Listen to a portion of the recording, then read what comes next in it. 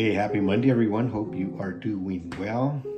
I am coming from home because I am on spring break, as I think I told you already. Woke up this morning to a rainy day. It's a first day of spring break and it's raining, and I'll take it. It's a beautiful day. We need the rain, and I love it. I love to be home when it's raining and relaxing and enjoying the day. And this is In the Raw, unscripted, unpracticed, unedited conversation. We are speaking on the sayings of Jesus, the things that Jesus said while he was here on earth. And today we are reading out of Matthew chapter 5 again, which is the Sermon of the Mount, verses 11 and 12.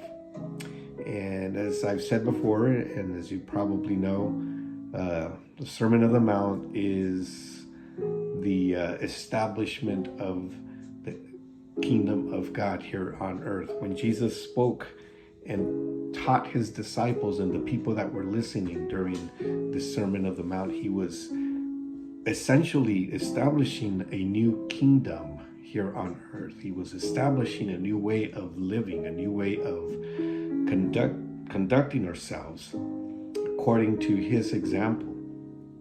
And he was giving instructions on how we should conduct ourselves as followers of Christ, as followers of God.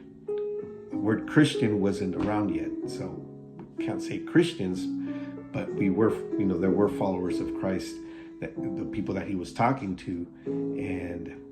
And so anyways, this part says, "Blessed are you when people insult you, persecute you, and falsely say all kinds of evil against you because of me.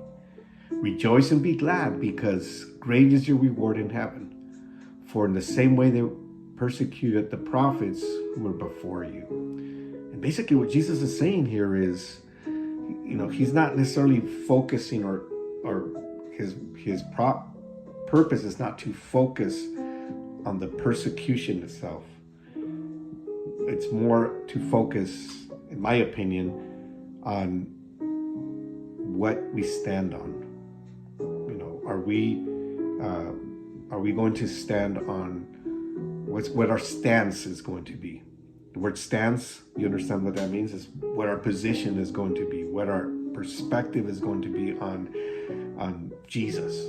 And sometimes people, they believe in Jesus, they call themselves Christian, they call themselves followers of Jesus, but when it comes to take a stance with society, with people around, they are not too vocal about it. They're, kind of secretive about it, and so, in the age of social media and, how we can get a message out so easily, so quickly, we sometimes kind of want to, let's say, cater to everybody that we are in contact with, and we want to kind of sugarcoat certain things, and we don't take a stance. And so I think he's talking more about that, because he's talking about when people insult you, persecute you, and falsely say all kinds of things against you because of me, because of Jesus. And sometimes we'd rather not go there so that we don't get persecuted that way, so we don't get falsely accused or have bad or evil things said against us. And we'd rather not go there. But when we do go there, if we are willing to go there, we might be ridiculed. And this reminds me of videos that I've seen. I'm sure you have seen them too, of people that are preaching on the street.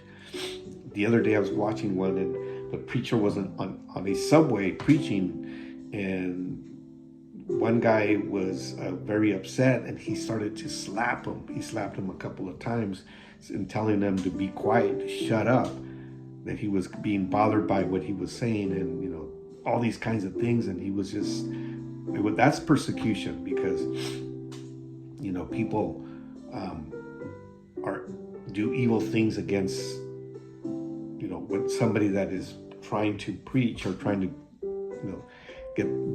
get the word out. And of course, everybody has a different way of doing things.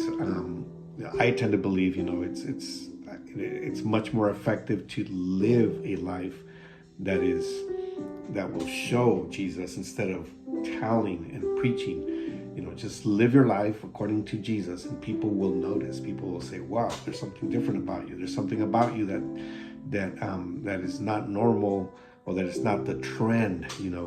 There's something about you that makes you different. That's the way you can preach. But at any rate, whatever it is that you do, you might get some pushback. You might get some persecution in a way. And if we are willing to withstand that, Jesus is saying, if you take a stance and you're willing to withstand that, then you are blessed. You are blessed for that, and you will have a reward in heaven. So, what is your stance if you believe in Jesus?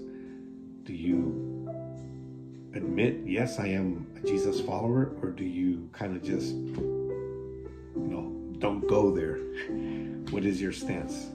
All right, well, I hope you have an amazing day. I hope you have a great week. We will talk to you soon.